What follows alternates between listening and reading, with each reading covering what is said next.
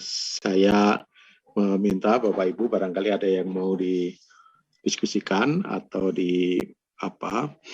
ditanyakan begitu, sehingga nanti beberapa hal barangkali bisa kita selesaikan bersama-sama. Nah, sebelum ke situ ada pertanyaan yang cukup banyak saya baca secara sekilas, terutama di bagian diskusi akhir ya. Itu ada beberapa pertanyaan terkait dengan strategi pembelajaran interteks ya. Jadi di refleksi pembelajaran ya itu cukup banyak yang ingin lihat strategi pembelajaran interteks seperti apa. Nah, ini mungkin saya akan share screen.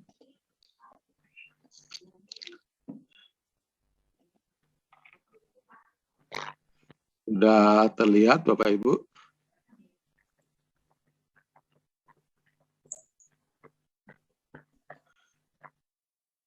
Sudah Pak, tapi gambarnya masih polos.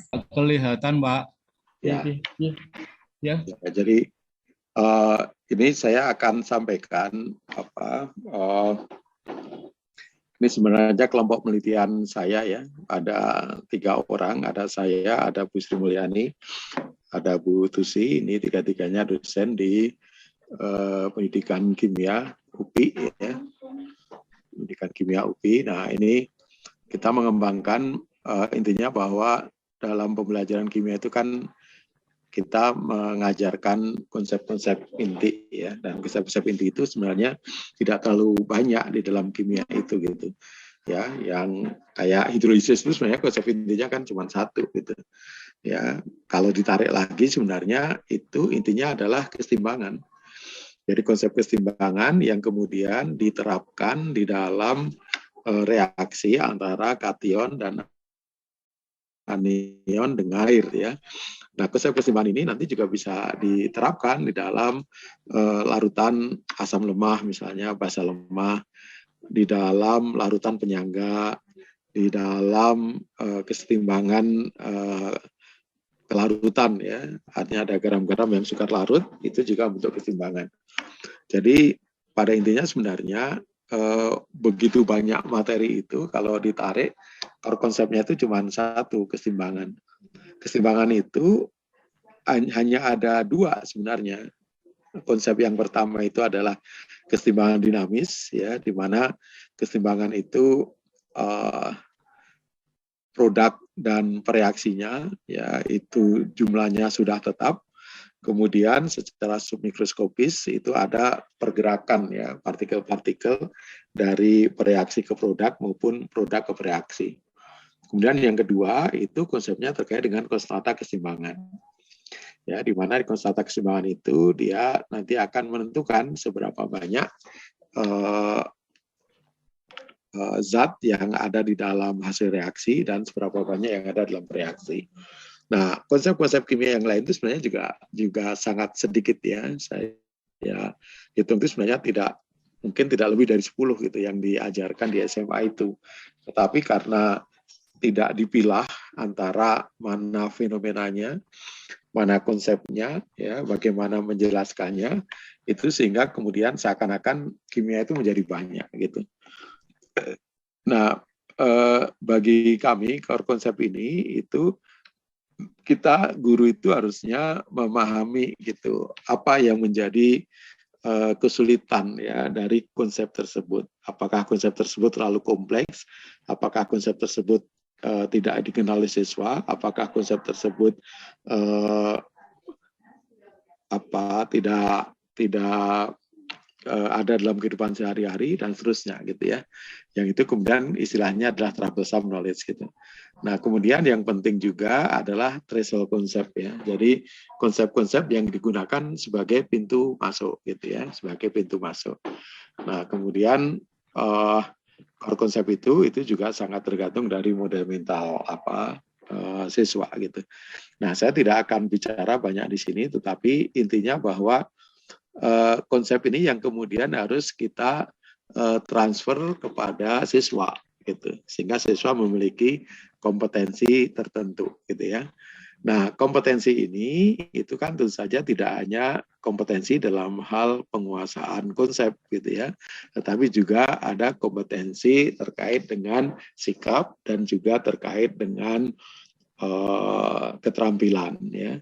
Nah, terkait dengan penguasaan konsep itu sudah saya sampaikan bahwa multiple representasi ini paling tidak yang disepakati itu ada 3 level representasi, level makroskopis, submikroskopis, simbolis, itu menjadi pemahaman bersama ya. Bahkan mungkin 25 tahun terakhir ini hampir seluruh ahli kimia itu menyepakati gitu, bahwa menyajikan konsep kimia secara utuh itu harus dalam bentuk multiple representasi. Ya, sehingga tidak terkesan kimia itu abstrak ya, tidak terkesan kimia itu hafalan ya, kimia itu hitungan gitu. Tetapi kimia itu ya ada fenomena nyata ya, ada kemudian fenomena di level partikelnya gitu, dan juga ada bahasa yang digunakan, yaitu bahasa yang digunakan itu dalam bentuk simbol gitu. Simbol itu mungkin ada simbol kimia, ada persamaan kimia, ya, ada diagram, ada kurva, ya, ada berbagai macam jenis simbol. Nah, simbol ini itu harus menggunakan bahasa-bahasa yang disepakati, ya, dan kita memiliki lembaga yang menyepakati ya terkait dengan hal itu yang kita sebut sebagai UPEC ya, UPEC. Nah, multiple representasi ini yang sedang kita pelajari di Kladidamba ini itu sebenarnya itu akan berefek kepada keterampilan yang lain ya. Keterampilan itu secara umum ada namanya science process skill, keterampilan laboratorium ya, bahasa yang ininya mulai dari seseorang atau siswa itu bisa merancang percobaan ya, melaksanakan percobaan, mengamati ya, kemudian membuat analisis ya, membuat kesimpulan, mempresentasikan atau mensosialisasikan gitu ya. Itu adalah science process skill. Tetapi juga ada thinking skill ya, keterampilan berpikir. Nah, keterampilan berpikir ini ada yang keterampilan berpikir tingkat tinggi, ada yang keterampilan berpikir tingkat dasar. Nah, keterampilan berpikir tingkat dasar yang menentukan itu adalah keterampilan bernalar, gitu ya, keterampilan berpikir logis ya.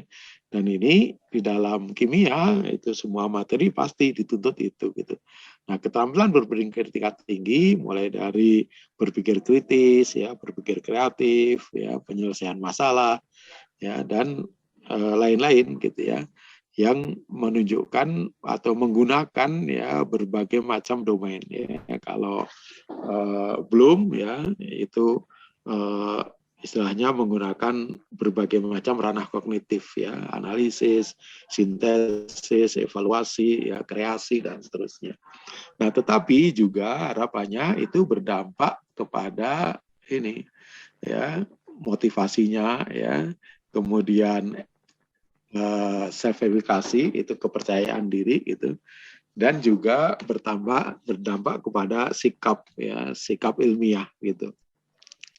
Nah, ini saya berharap sih walaupun Bapak Ibu itu tidak secara spesifik ya kita lihat motivasi ya, thinking skill-nya ya, dan self-evaluasinya itu muncul, tetapi dengan mengikuti ini paling tidak ada ya efek-efek ke sana gitu ya, efek. Nah, mungkin sebelumnya ini secara sekilas begitu. Nah, apa yang kemudian disebut sebagai strategi pembelajaran intertekstualitas gitu. Nah, Bapak Ibu, pembelajaran pendidikan kimia itu sampai saat ini tuh masih terdiri dari berbagai macam disiplin ilmu ya. Jadi kalau Bapak Ibu pernah kuliah di S1 maupun S2 gitu maupun S3, itu pasti di pendidikan kimia itu dalam mata kuliahnya dipisahkan. Ada materi terkait dengan konten kimianya, adinya, ada materi terkait dengan kurikulumnya, ada materi terkait dengan perkembangan ya peserta didik ya atau psikologi pendidikannya ya, atau mungkin bagi kesatuan gitu ya. Makanya strategi intertext ini sebenarnya inginnya adalah membentuk ya pendidikan kimia itu sebagai satu disiplin gitu ya. Sehingga nanti harapannya tidak terpisah-pisah lagi ya. Kita membelajarkan misalnya hidrolisis itu sekaligus semua aspek yang terkait dibelajarkan gitu. Nah, kembali kepada intertext itu dari mana? Ya intertext itu kan berarti pertautan ya, hubungan antar teks. Teks itu apa? Teks itu adalah bahasa fungsional yang merupakan ekspresi pemikiran dalam bentuk ucapan, tulisan, atau media lain. Jadi sesuatu yang diungkapkan ya oleh seseorang itu dikenal dengan istilah teks gitu. Nah, teks ini tentu saja tidak akan berdiri sendiri gitu ya. Tetapi dia harus dikaitkan, dipertautkan antara teks yang satu dengan teks yang lain gitu. Makanya kemudian di dalam ilmu ilmu linguistik ya itu muncul istilah intertekstualitas ya, yaitu proses sentral untuk memberikan makna terhadap teks-teks ya, terutama yang unfamiliar atau yang teksnya begitu banyak itu kemudian maknanya seperti apa gitu ya. Mungkin Bapak Ibu pernah melihat bentuk-bentuk soal di asesmen nasional ya. Soal nasional yang terkait dengan literasi itu sebenarnya soal-soal yang sudah interteks ini ya. Ada dua kan, yang pertama memaknai fiksi gitu ya. Jadi, kalau Khairil Anwar misalnya bikin puisi yang panjang lebar itu, nah anak harus bisa membaca ya dari puisi itu maknanya si Khairil Anwar itu sedang marah atau Khairil Anwar itu sedang memberikan humor misalnya gitu, atau sedang berharap atau sedang apa gitu. Ada juga yang teks itu misalnya informatif gitu ya. Mungkin Bapak Ibu punya Undang-Undang Sisdiknas misalnya gitu ya. Undang-Undang Sisdiknas itu kan banyak sekali poin-poinnya gitu. Tetapi kita harus kemudian bisa memaknai informasi apa saja yang ada di situ gitu. Nah, kira-kira di dalam intertekstualitas itu ya bagaimana kemudian berbagai ekspresi ya pemikiran ya dalam bentuk ucapan ya dalam bentuk tulisan ataupun bentuk lainnya itu kemudian dipertautkan sehingga memberikan makna gitu ya. Nah, di dalam atau menggunakan perspektif ya linguistik ini, maka dalam konteks ya pembelajaran kimia ya itu representasi kimia, kemudian pengalaman sehari-hari ya peristiwa yang ada di dalam kelas, motivasi dan berbagai macam bentuk ekspresi yang lain itu bisa dipandang sebagai teks gitu.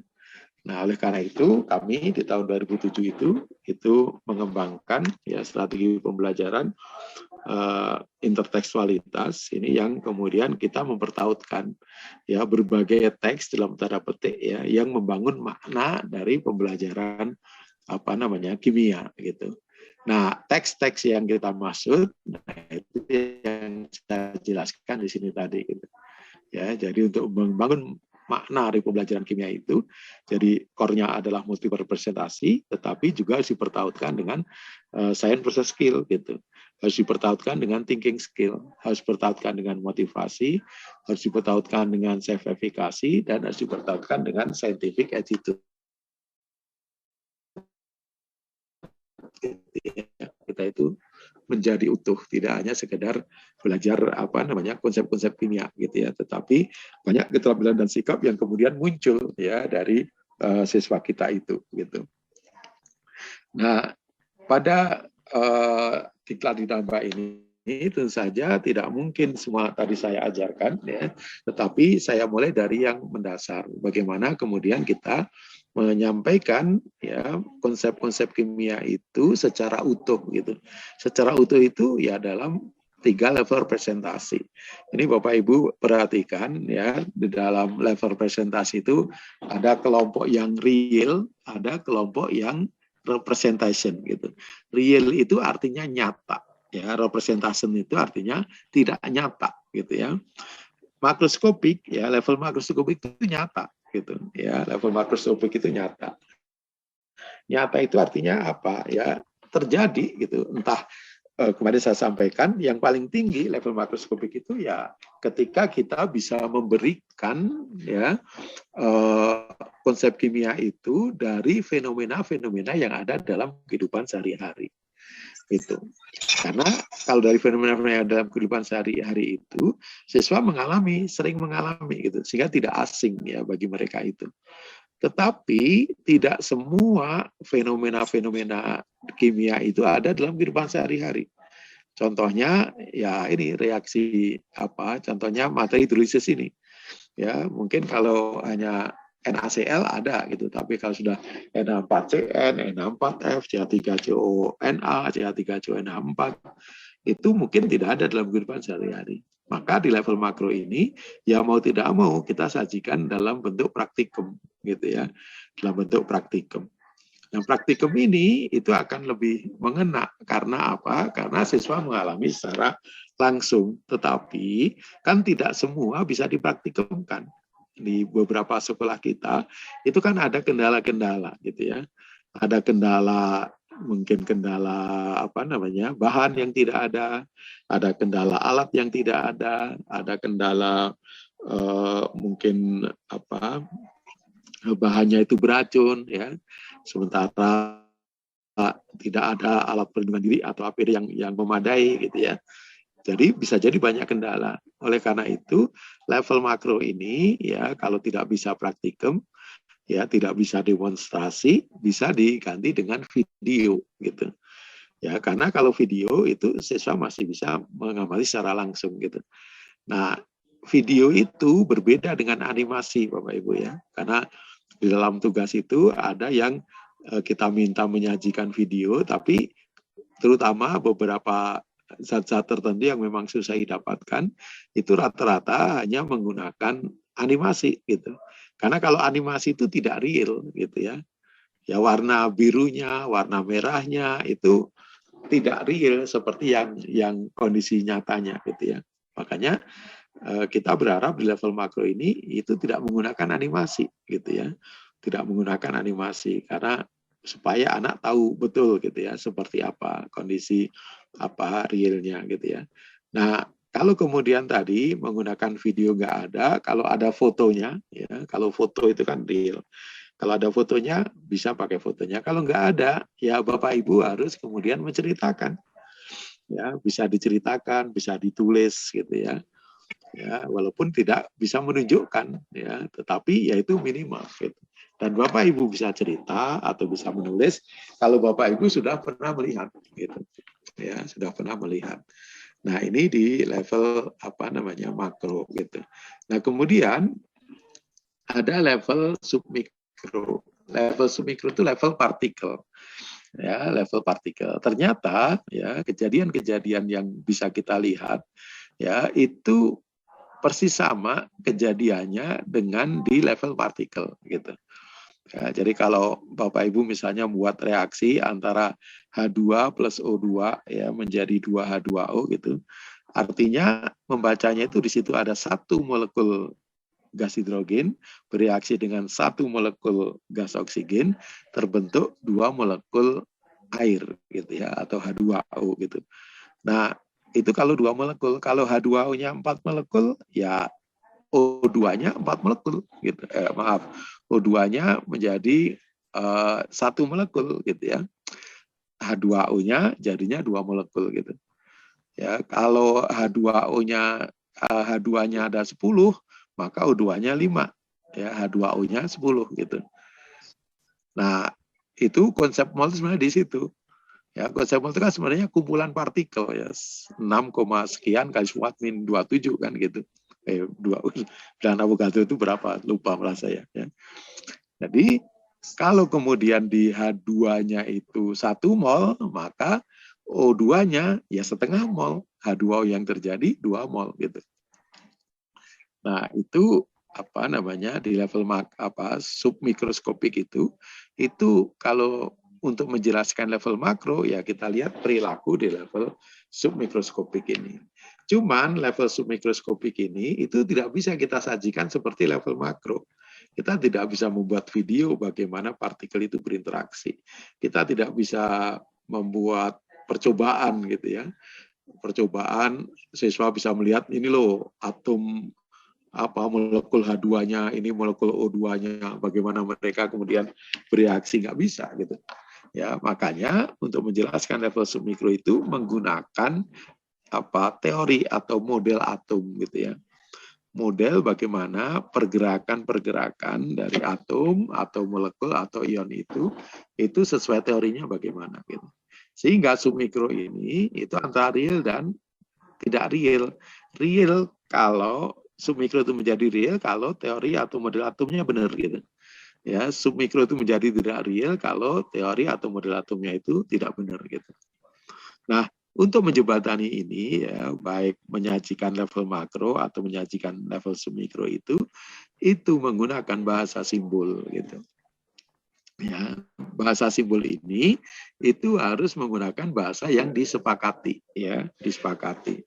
Makanya saya memberikan nilai kenapa menurut saya kok udah benar tapi kok nilainya dapat 98 gitu ya, dapat 98. Artinya di situ ada simbol ya, reaksi keseimbangan itu yang belum mengikuti kesepakatan gitu ya. Kemarin saya singgung pada Vicon yang pertama ya, bagaimana kita menuliskan simbol dari panah ya untuk reaksi keseimbangan gitu ya.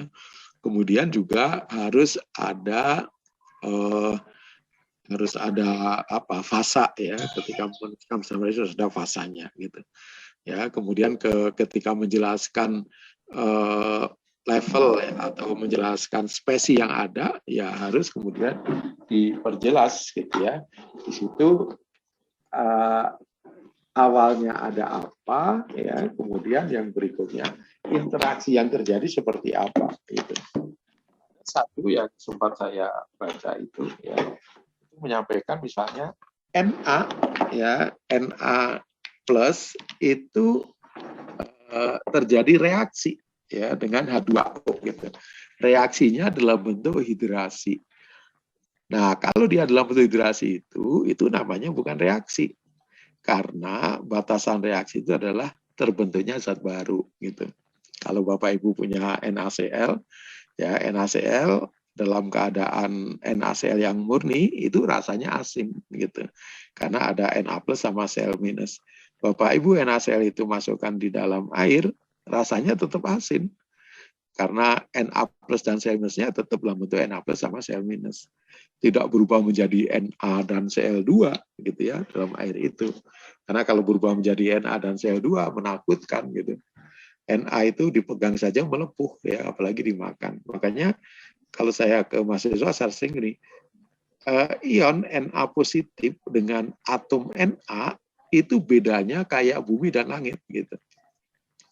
Na positif itu dicari-cari ya, setiap ibu rumah tangga masuk masa itu pasti mencari Na plus, tetapi kalau makan Na, wah itu bahaya gitu. Jangankan dimakan, dipegang saja tangan kita melepuh karena dia sangat higroskopis ya. Bisa menarik ya air di tangan kita dan kemudian eksoterm gitu, sehingga melepaskan kalor yang kita rasakan di tangan itu gitu sampai melepuh itu gitu. Nah, itu dalam menuliskan simbol di dalam kimia itu tidak boleh salah gitu. Ya, harus kemudian sesuai dengan kesepakatan ya, sesuai dengan kesepakatan. Nah, kira-kira ini Bapak Ibu sebagai pengantar yang saya berikan ya. Ini untuk menjawab banyak yang bertanya ini strategi interteks itu kayak apa sih gitu. Nah, penerapannya kayak apa ya di dalam pelatihan ini ya, dalam pelatihan ini penerapannya ya seperti yang saya sampaikan dalam pelatihan ini. Bagaimana Bapak Ibu ketika mengajar itu kemudian bisa memulai ya, kalau saran saya mulailah dari level makro gitu ya, supaya anak kita siswa itu tahu fenomenanya itu begini. Nah, kemudian dari situ Bapak Ibu mulai dengan kenapa begitu gitu. Mengapa demikian? Ya, nah untuk menjelaskan mengapa demikiannya ini pasti Bapak Ibu menggunakan level submikro gitu. Sehingga fenomenanya itu bisa banyak sekali. Ya, tapi menjelaskannya ya itu saja. Ya, dan di dalam diklat ini saya tunjukkan ya ada paling tidak ada 6 itu ya, ada 6 garam gitu ya. 6 garam yang prosesnya semuanya sama ya, bahwa air itu dia pasti mengalami autoionisasi. Kemudian garam ya, garam tidak ada yang lemah, semuanya kuat. Saya masukkan dalam air pasti jadi ion-ionnya. Nah, sekarang ada ion garam, ada H2O, ada H3O+, ada OH-. Ya, mana yang terjadi reaksi? Nah, terjadi interaksinya itu menghasilkan reaksi apa tidak, kan begitu. Semuanya akan ke situ. Dan untuk menjelaskan dia bisa mengalami reaksi atau tidak, ya penjelasannya cuma dengan 2 itu saja. Ya, yang pertama itu menggunakan kalau logam itu ukuran dan muatan, ya itu sudah saya jelaskan kemarin. Kalau kemudian sisa asam atau sisa basa menggunakan konsep asam basa Brownstedt-Lowry. Ya, jadi kenapa kemudian konsep asam basa Brownstedt-Lowry itu disampaikan duluan sebelum ditulis? Ya salah satunya digunakan untuk menjelaskan ini, ya digunakan untuk menjelaskan ini gitu. Ya, sehingga setiap fenomena NaCl penjelasannya begitu. Ya. Kemudian tempat penjelasannya begitu. NH4M begitu. Ya, jadi ada 6 garam yang dicontohkan situ Bapak Ibu secara berulang, ditambah dengan latihan. Ya, latihannya kan paling tidak juga ada 6 ya. Jadi ada 12 berulang-ulang, ditambah lagi dengan tes gitu ya. Tesnya juga begitu, sehingga berulang-ulang ini menyebabkan secara tidak sadar siswa itu harusnya bisa memahami dengan baik gitu. Dan di Bapak Ibu juga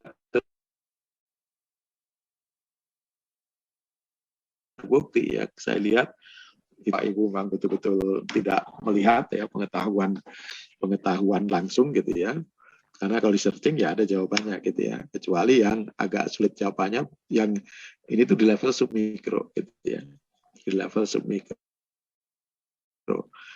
Di awal itu kira-kira rata-ratanya itu kalau tidak salah itu ada 7 nilai Bapak Ibu. Itu sudah tes akhir itu rata-ratanya ada di 90 sekian gitu.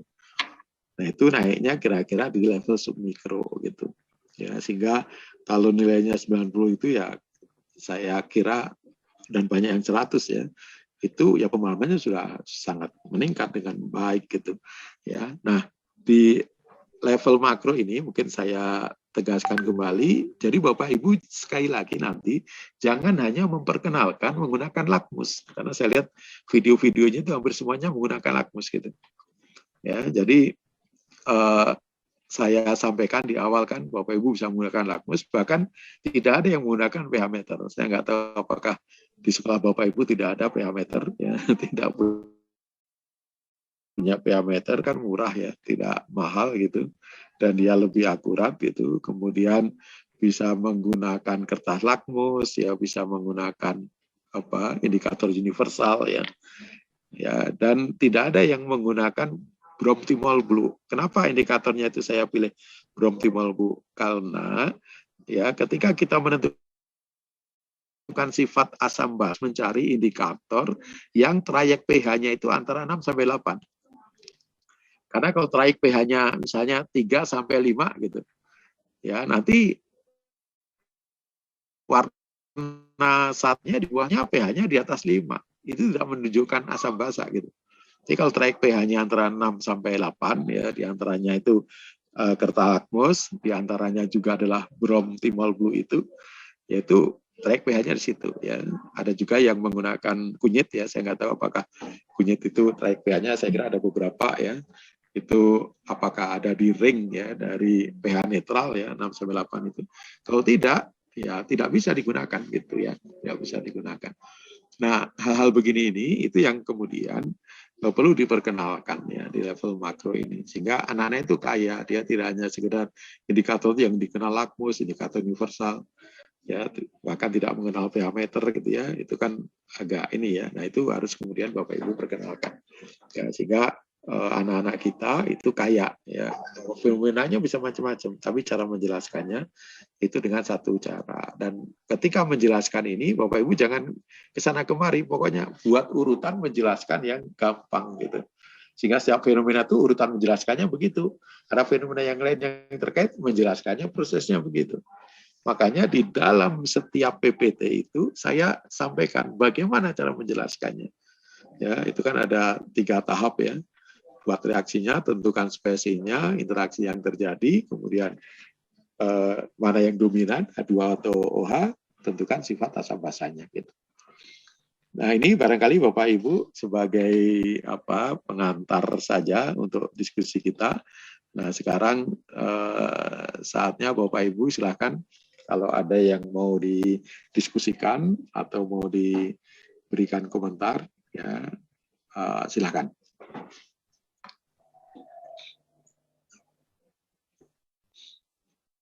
Biasanya kalau dibuka diskusi itu harus ada yang mulai satu. Kalau sudah satu mulai, nanti berikutnya ini banyak gitu.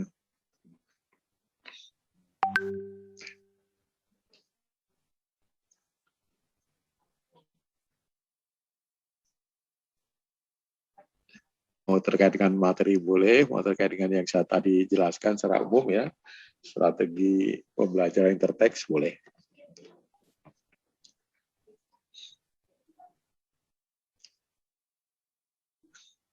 Tidak ada.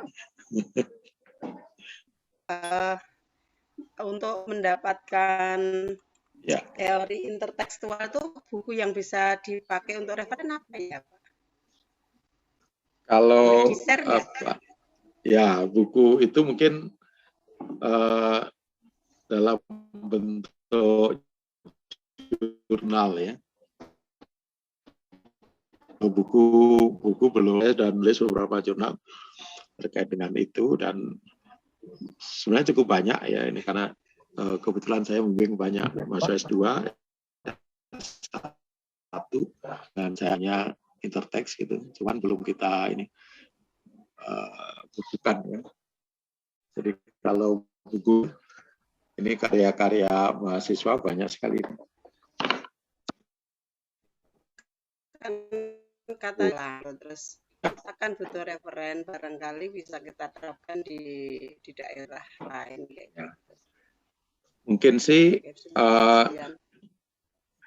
kita nanti akan banyak mengembangkan dalam bentuk pelatihan-pelatihan ya, karena kalau Bapak Ibu misalnya membaca sendiri itu mungkin sih agak kesulitan mungkin ya, tapi kalau jurnal-jurnal yang sudah saya tulis saya kira cukup banyak, tinggal di searching saja di Google itu mungkin tulis nama saya, mungkin ada beberapa di Google Scholar itu cukup banyak itu, dan tulisan masa saya gitu. Begitu Bu Ruminten. Kalau boleh minta jurnal yang terkait dari penjenengan, saya mesti gimana? Tinggal di searching saja di Google Scholar. Di googling ya? Di googling aja. Googling saya sangat ini kok, mudah kok ya.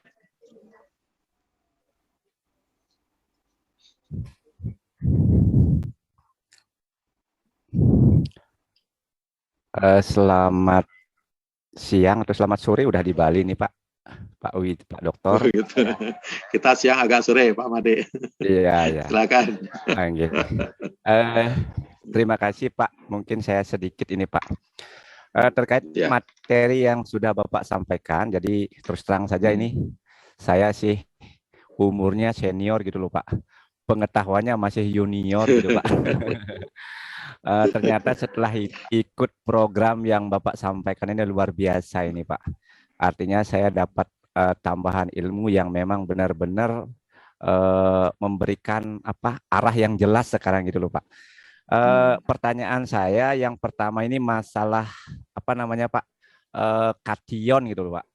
Kation yang berasal dari basa kuat itu kan penjelasan yang Bapak berikan di itu di latihan soal, baru nyadar gitu loh. Sementara selama ini saya menyampaikannya bahwa kation yang berasal dari bahasa kuat itu kita masih tinjau dari konsep asam basa Bronsted-Lowry saja, Pak. Tidak dari ukuran kation atau berdasarkan muatannya gitu. Ya. Dengan penjelasan Bapak sekarang mungkin saya sudah dapat tambahan. Terima kasih Pak untuk itu gitu loh Pak. Mungkin sebentar Bapak bisa lebih jelaskan lagi ini secara secara langsung gitu biar kami juga bisa menyerap lebih banyak lagi gitu Pak. Itu yang pertama Pak. Kemudian yang kedua tadi Bapak menyampaikan masalah praktikum banyak teman-teman yang tidak menggunakan pH meter gitu Pak. Kami sebenarnya ada Pak, di lab kami itu ada pH meter ada, kemudian ada 2 lagi Pak. Secara kebetulan setelah kami coba kok enggak mau sesuai gitu. Kayaknya kalibrasinya itu yang enggak pas gitu loh. Harus dikalibrasi, saya sendiri belum bisa sama teman satu sekolah itu untuk mengkalibrasi. Hasilnya yang kita harapkan di atas 7 ternyata hasilnya di bawah gitu loh. Jalannya ke bawah dia gimana ini pH meternya. Makanya kami enggak pakai itu gitu loh Pak. Takutnya salah sehingga kami hanya menggunakan indikator apa namanya itu? Indikator penentuan lupa indikator lagi universal. saya. Iya benar Pak. Indikator universal yang membandingkan warnanya. Nah jadi lupa gitu Pak. Ya itu Pak. Jadi itu kendala yang kami hadapi di lapangan sehingga kami tidak menggunakan pH meternya. Untuk desiminasi Pak, untuk desiminasi kami rencananya sih melakukannya secara MGMP. Kebetulan kami dari 1 MGMP ada 3 orang Pak yang ikut. Berarti kami rencananya mau melakukan secara daring. Apa bisa itu Pak secara daring? Kemudian untuk fotonya mungkin kita pakai 1 atau 2 lah kita ambil dari masing-masing. Kemudian surat keterangannya mungkin dari ketua MGMP kimia di kabupaten begitu Pak. Nah ini mohon juga pencerahannya. Itu aja Pak. Terima kasih. Selamat sore atau selamat siang mungkin di sana Pak di Bandung masih begitu. Terima kasih Pak. Baik, terima kasih Pak Made. Jadi saya kira di kelas kita ini itu sangat bagus ya. Ada yang kalau yang menampakkan fotonya ini mungkin Bu Irma Safitri ini pasti masih junior gitu ya. Pak Made udah kelihatan ya. Sangat senior gitu ya. Kemudian mungkin ada juga yang sedang-sedang saja gitu. Saya kira ini kolaborasi yang sangat bagus gitu ya. Karena mau tidak mau yang namanya ngajar itu pengalaman itu pasti akan sangat memberikan banyak pengayaan juga kepada proses pembelajaran yang kita lakukan gitu. Nah, sehingga menurut saya kalau yang penting kita komunitas ya guru-guru kimia itu mau terus belajar, mau berkolaborasi, mau berbagi, ya mau kemudian saling membagi ya pengetahuan kita. Saya kira itu sangat bagus sekali. Nah terkait dengan yang tadi disampaikan oleh Pak Made, yang pertama kan konteksnya itu di dalam hidrolisis itu kan apakah kation atau anion yang ada itu bisa memecah molekul air apa tidak gitu. Kan konteksnya itu. Ya. Sehingga kalau dia harus memecah, maka dalam molekul air itu ya pecahnya itu bagaimana? Pecahnya itu ya menjadi H+ atau H3O+ dan OH- gitu. Nah, berarti kation anion ini itu kalau mau memecah dia harus bisa merebut. Istilahnya kalau kation bisa merebut OH- dari H2O gitu. Kalau anion bisa merebut H3O+ dari H2O gitu. Ya, jadi kalau ibaratnya pasangan gitu, ya ini sudah langgeng nih H3O+ sama OH- sudah langgeng gitu. Kalau OH- itu kan sudah dapat H3O+. Maka kalau ada kation yang datang tetapi lebih lemah, lebih jelek, lebih dari H3O+, ya tidak akan menarik perhatian OH- gitu. Tapi kalau dia lebih kuat, lebih ganteng, lebih bagus, lebih cantik, lebih hebat gitu, itu pasti menarik perhatian OH- gitu kan. Nah, dalam konteks ini ya tinggal istilahnya kekuatan asam basanya gitu ya, kekuatan asam basanya. Nah, di sisi lain ada kation-kation tunggal yang dari logam itu yang kita tidak bisa lihat kekuatan asam basanya. Karena Na+ itu kan tidak bisa melepas H2O dan tidak juga bisa langsung menangkap H2O dalam bentuk reaksi ya. Makanya Na+ itu tidak bisa kita tinjau dari konsep asam basa Brownstedt-Lowry gitu. Ya, makanya kita kembalikan kepada sifat dasarnya. Ya, sifat dasarnya namanya atom atau ion itu ya, dia itu akan menjadi lincah ya, sangat menarik itu kalau ukurannya kecil ya, tetapi kekuatannya besar gitu. Jadi kalau ukurannya kecil, muatannya besar itu dia akan menarik gitu. Sementara Na itu kebalikannya, ukurannya besar ya, muatannya kecil gitu. Ya, jadi sudah gemuk gitu, nggak lincah gitu. Sudah cuman menu-menuhin saja gitu. Ya. Beda kalau orang itu yang paling bagus ya ukurannya besar tapi lincah, itu paling bagus. Ya, artinya dia bisa ke sana kemari walaupun gemuk ya. Saya itu gemuk sekali Pak Made dan Bapak Ibu gitu. Tapi ya saya buktikan dengan teman-teman itu kalau main futsal, dosen dengan mahasiswa itu hanya saya yang bisa menciptakan gol gitu. Teman-teman dosen lain nggak bisa gitu. Ya, karena apa? Ya ilmu kimianya begitu gitu. Ya ilmu kimianya begitu. Nah, sehingga dengan tadi ya ketika air itu dipecah, kemudian H3O+-nya ditarik gitu oleh anion, kan OH- jadi jomblo istilahnya. Jumlahnya menjadi lebih banyak. Nah, kalau OH- dalam satu larutan itu banyak, maka kata arrhenius itu sifatnya basa. Kebalikannya, kalau H3O+-nya yang banyak, kata arrhenius sifatnya asam. Gitu. Makanya saya sering menentang kalau guru-guru mengatakan, kenapa NH4Cl itu kok larutannya bersifat asam? Jawabannya karena NH4Cl itu berasal dari basa lemah dan asam kuat. Nah, pertanyaannya, teori mana yang mengatakan asam itu gara-gara berasal dari asam lemah dan basa kuat? Padahal teori asam basa itu kan yang dikenalkan di SMA kan cuma 3. Arrhenius itu apa? Ya, zat yang dimasukkan dalam air menghasilkan H+ atau H-. Brownstedt-Lowry dan Lewis gitu. Nah, Lewis ini sebenarnya sih kalau saya Lewis itu nanti bergunanya itu ketika Bapak Ibu membahas terkait dengan senyawa koordinasi itu menggunakan Lewis. Brownstedt-Lowry ya ketika hidrolisis ini menggunakan Brownstedt-Lowry gitu. Ya, kemudian kalau arrhenius itu membahas sifat asam basa itu rata-rata menggunakan arrhenius gitu. Nah, ini yang barangkali hal-hal begini yang harus kita tadi ya berpikir logisnya gitu ya. Nah, sehingga dengan multi representasi ini itu merangsang siswa juga untuk berpikir gitu. Kita ajak berpikir gitu. Nah, kemudian yang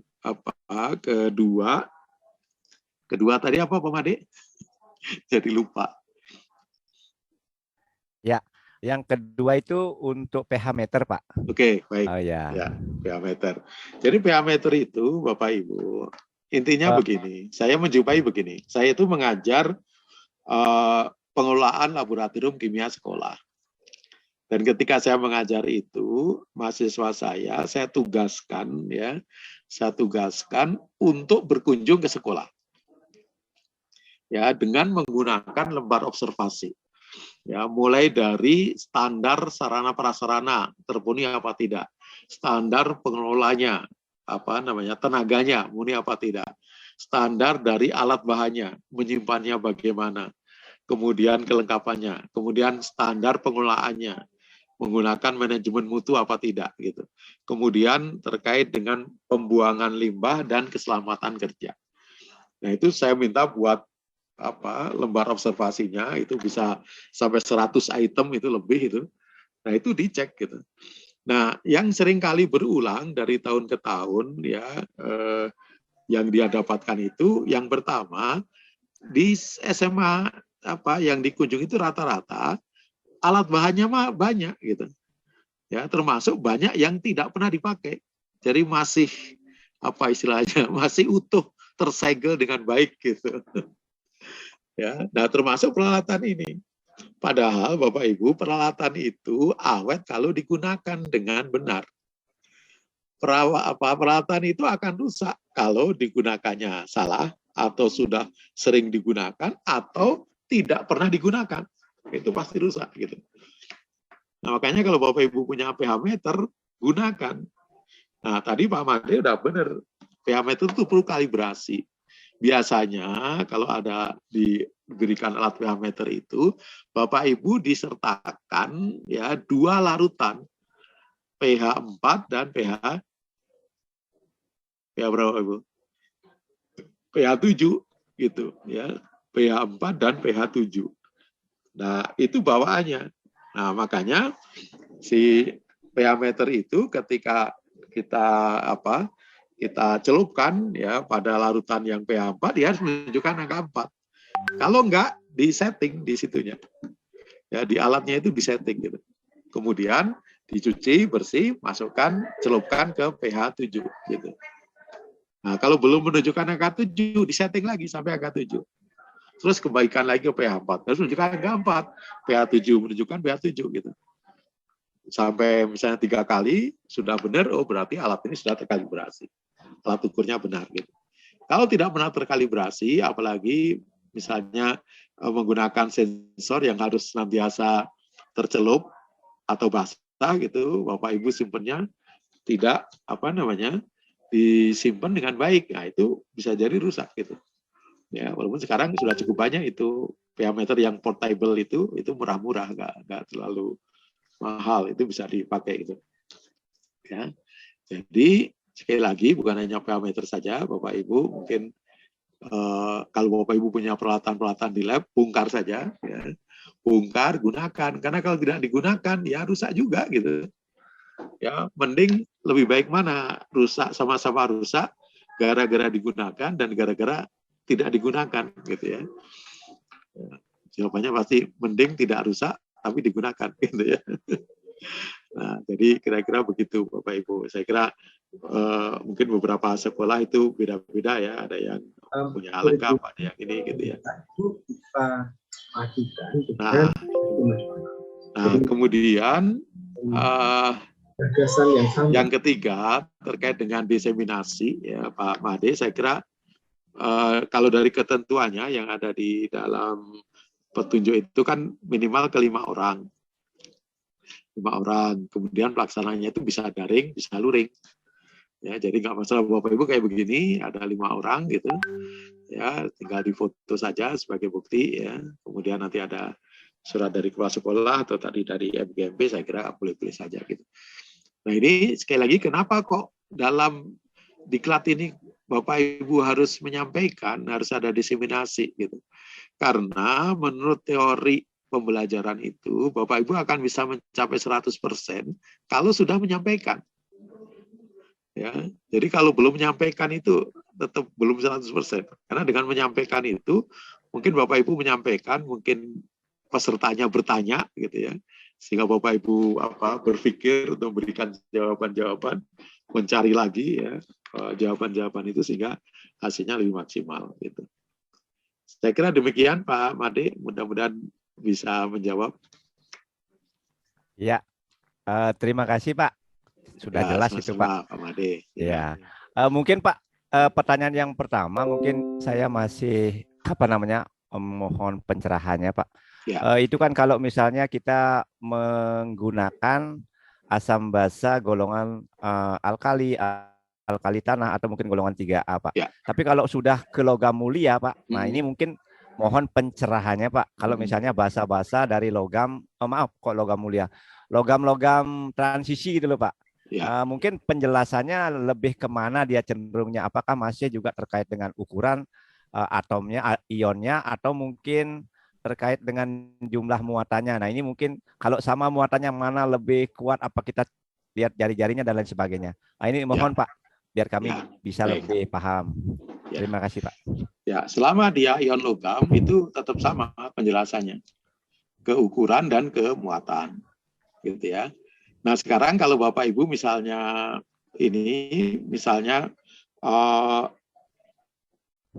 ragu gitu ya, ini kan kadangkala itu sifatnya antara ukuran dan muatan itu kan kadangkala sifatnya tidak pasti gitu ya, tidak pasti.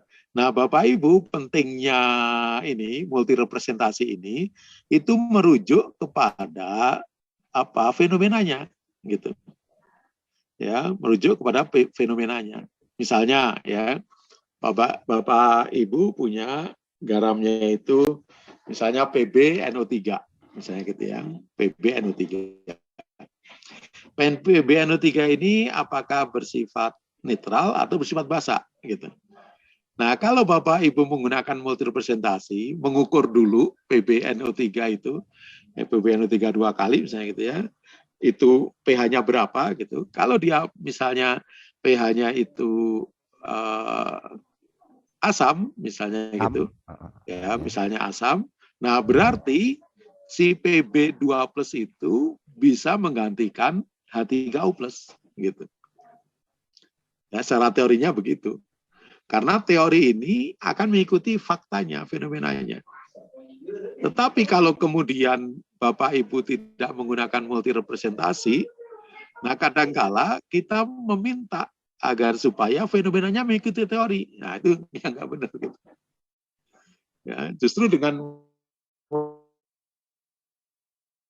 multi representasi ini kecuali proses mengukurnya salah ya. Kalau semuanya prosesnya benar ya itu data real. Teori harus mengikuti itu gitu. Ya, jadi saya kira ini akan jauh lebih meyakinkan dan lebih pasti ya Bapak Ibu menjelaskan teorinya. Mungkin gitu Pak Made tambahannya. Iya, terima kasih Pak sudah semakin jelas menyampaikan apa yang Bapak berikan kepada kami. Sebelumnya saya ucapkan selamat juga kepada teman-teman yang sedang menjalankan puasa ya.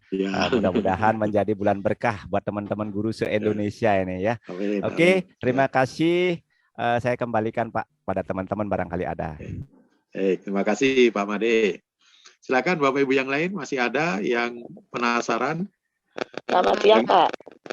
Yang silakan Bu Wayan. Oke, terima kasih Pak. Ini menyambung pertanyaannya Pak Made terakhir. Kebetulan saya ketua MGMP-nya Pak. Jadi kalau diseminasi di MGMP, apakah saya menandatangani sendiri surat keterangan diseminasinya?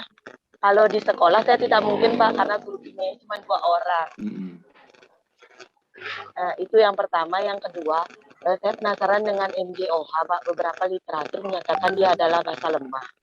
Sedangkan beberapa literatur lagi menyatakan dia adalah bahasa kuat. Itu yang kedua. Kemudian yang ketiga, kemarin ketika searching praktikum yang tidak ada di lab saya cenderung menemukan, sulit sekali menemukan percobaan tentang yang melibatkan klor Pak. Nah, ada di sana amonium klorida di pabrik kayaknya itu Pak, percobaan yang saya temukan. Dia cenderung menggunakan plastik untuk alas percobaannya. Apakah terbawa sifat klornya itu yang bereaksi dengan gelas itu Pak? Itu saya jadi tidak terlalu jelas praktikumnya ini. Itu Pak, terima kasih. Ya, baik. Mungkin yang pertama, saya kira kalau diseminasi itu pakai MGMP lebih bagus ya.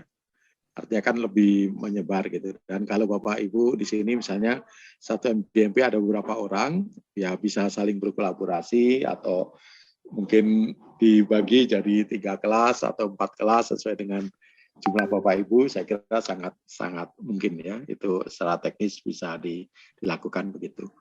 Nah kemudian yang kedua, Bapak Ibu terkait dengan garam ini itu memang ada dua pembagian ya. Yang ini Bapak Ibu harus clear ya, supaya nanti bisa membedakan antara dia kalau dalam konsep asam atau elektrolit gitu ya, asam lemah atau asam kuat, basa lemah atau basa kuat ya. Ini biasanya selain PBOH itu cukup ramai adalah MgOH 2 kali, itu juga ramai. Apakah dia basa lemah atau basa kuat gitu.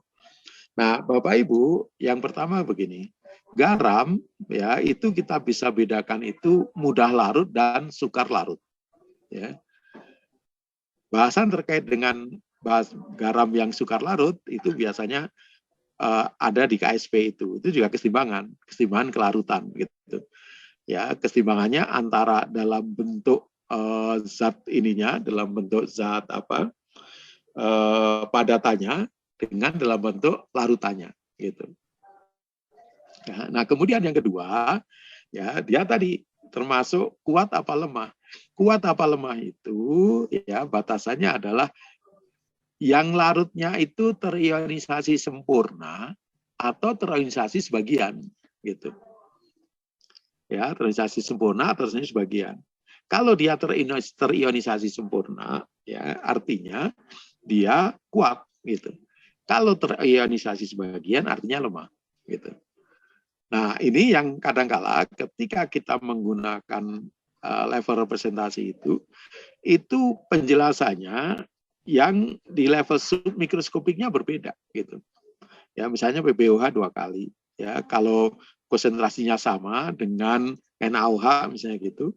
Kalau pakai alat uji ya elektrolit yang lampu menyala dan tidak menyala itu ya mungkin ya NaOH dengan konsentrasi yang sama nyalanya lebih terang daripada PbOH 2 kali misalnya gitu. Nah, pertanyaannya apakah NaOH itu kita simpulkan sebagai basa kuat benar apa tidak? Itu sudah clear ya saya kira ya. Dia basa kuat. Nah, PbOH 2 kali nyalanya tidak terang gitu. Apakah dia kita simpulkan sebagai basa lemah? Tunggu dulu gitu. Kenapa? Karena PbOH itu sukar larut ya, ibaratnya yang terlarutnya sama tetapi yang menjadi ionnya itu lebih sedikit. Karena sebagian besarnya masih dalam bentuk padatan. Karena yang menjadi ionnya sedikit, maka kemudian nyala lampunya itu menjadi redup, ya tidak terang gitu. Nah, dalam konteks ini di dalam berbagai macam buku ya ada yang mengatakan begini, PbOH 2 kali dikatakan basa lemah karena tadi nyalanya tidak terang. Padahal memang yang terlarutnya sedikit. Ya, bahkan yang bisa dipertanggungjawabkan justru mengatakan PbOH 2 kali itu basa kuat gitu. Kenapa? Ya, karena yang terlarutnya itu sempurna gitu. Jadi ibaratnya misalnya PbOH itu kita punya 5 gram, yang 4 gram itu nggak terlarut, yang 1 gramnya terlarut gitu. Nah, yang 1 gramnya terlarut itu terlarut sempurna menjadi ion-ionnya. Sehingga dikatakan sebagai basa kuat gitu. Ya, ada juga yang membedakan tadi basa sukar larut dan basa mudah larut.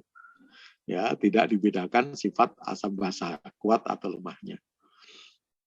Nah, begitu Bu Wayan, yang kedua. Yang ketiga tadi apa ya?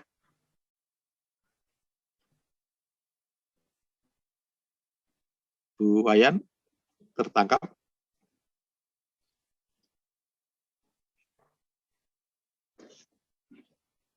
Terima kasih Pak. Terima kasih Pak penjelasannya. Yang kedua saya sudah paham sekarang, berarti ditinjau dari kelarutannya Pak ya. Kemudian yang ketiga itu terkait fluor itu. Saya belum pernah sama sekali mencoba menggunakan senyawa-senyawa dari fluor Pak. Ya betul, fluor itu bereaksi dengan kaca Bu. Kan dia pakai silikat ya. Bereaksi dengan Si-nya. Sehingga kalau pakai fluor memang tempatnya itu biasanya dari plastik bukan dari kaca. Oh ya, sehingga waktu itu percobaannya nggak dapat jelas jadinya, nggak kelihatan ketika nyelupnya itu karena ya karena ini ya buram gitu ya. Ya betul. Iya. Ya itu aja. Terima kasih banyak. Ya sama-sama Bu Wayan. Baik, silakan Bapak Ibu. Kita sudah jam 2 lebih, tapi saya kira kalau masih ada yang perlu diskusikan, kita diskusikan, nggak masalah. Dan mungkin juga diingatkan, ya Bapak Ibu, hari terakhir besok ya.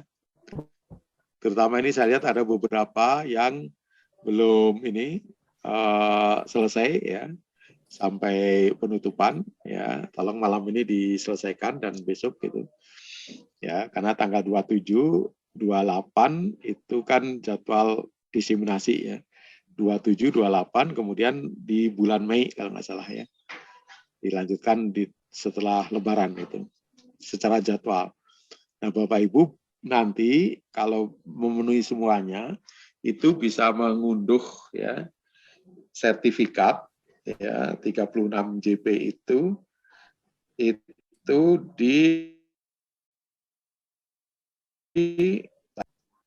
12 atau 13 tanggal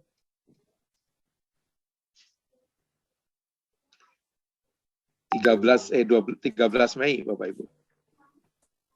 Oh, tanggal 12 Mei. Ya. Jadi tanggal 12 Mei itu kalau lancar itu sertifikatnya udah Bapak Ibu bisa unduh. Dengan persyaratan semua proses diikuti ya. Dan di situ kan sebenarnya Bapak Ibu ini langsung otomatis kalau semuanya di situ pasti lulus ya, karena kalau misalnya tes ya, saya lihat juga masih ada yang beberapa kali tuh. Ya, karena kalau nilainya 40 pasti minta lagi untuk tes lagi. Sampai kalau nggak nilainya 70 gitu, lupa ngasih. Jadi kalau sebelum 80 itu tidak diberikan izin untuk maju lagi, melanjutkan gitu.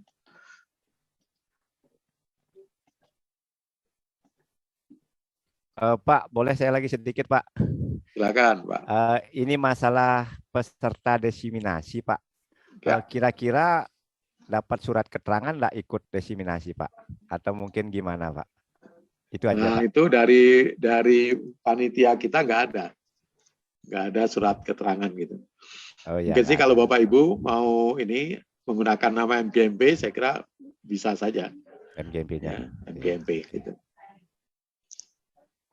Ya, terima kasih Pak. Terima kasih. Ya, baik. Baik. Izin menyampaikan. Silakan Bu Rujina, silakan. Oke, terima kasih Pak. Yang kemarin itu saya ikut Damba yang ngisi luar angkasa, itu untuk pesertanya itu diberi keterangan dari PM4TK itu Pak.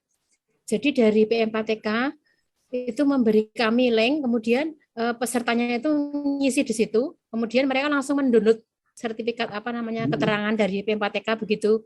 Nah, kemarin itu saya ngomong ke teman saya gini, Pak. Saya pikir sama kasusnya seperti itu. Besok ikut diseminasi ya untuk ini hidrolisis, saya bilang gitu. Besok sepertinya ada keterangan juga kok dari PM4. Oh gitu. Angkatan sebelumnya ada ya, Bu Regina? Ada, Pak. Yang kalau ada berarti ada. Angkasa. Ada ya? Yang misi luar angkasa. Oh ya. Berarti kalau yang sebelumnya ada itu yang sekarang juga pasti ada. Jadi jawaban saya tadi saya ralat. Ada, Pak. Ya. Makasih Bu. Ada yang kemarin. Bu Rujinem, untuk misi luar angkasa angkatan sebelumnya kan enggak. Saya enggak bisa masuk kemarin ini. Yang sesi 14 saya sudah daftar tapi enggak memenuhi syarat karena ditiadakan kayaknya itu untuk kemarin yang angkatan 14. Kenapa? Karena mungkin jumlah pesertanya mungkin kurang dari ketentuan gitu. Saya daftar waktu bulan lalu, mungkin bulan lalu ya itu. Betul. Itu angkatan 12 Pak saya. Oh, angkatan 12. Oh ya. Nanti memang pernah seperti itu. Jelas. Pak. Ya, terjadi. Terima kasih nih Bu Regina informasinya. Jadi terkait dengan itu mungkin nanti saya tanyakan ke panitia Bapak Ibu, nanti saya infokan di grup WA. Ya, dan itu saya kira kalau peserta dapat surat keterangan itu akan memudahkan ya Bapak Ibu untuk itu ada ini. Mantap. Ada surat gitu bahwa dia ikut ya.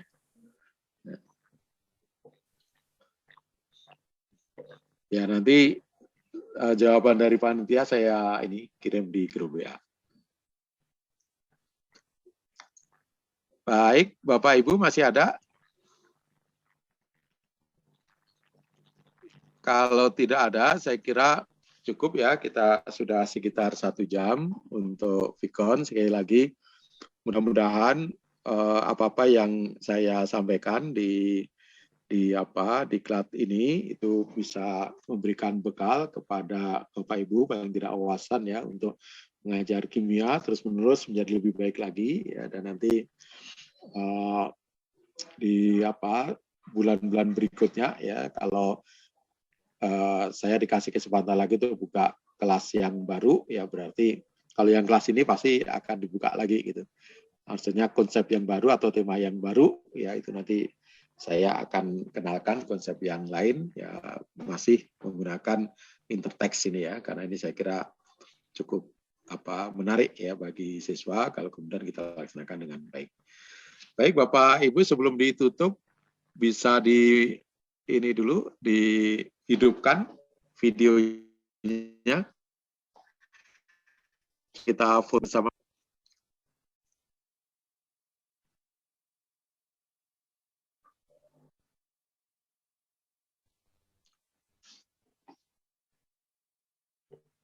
Pak Nandi, Bu Diana, Bu Komang, Bu Cicih.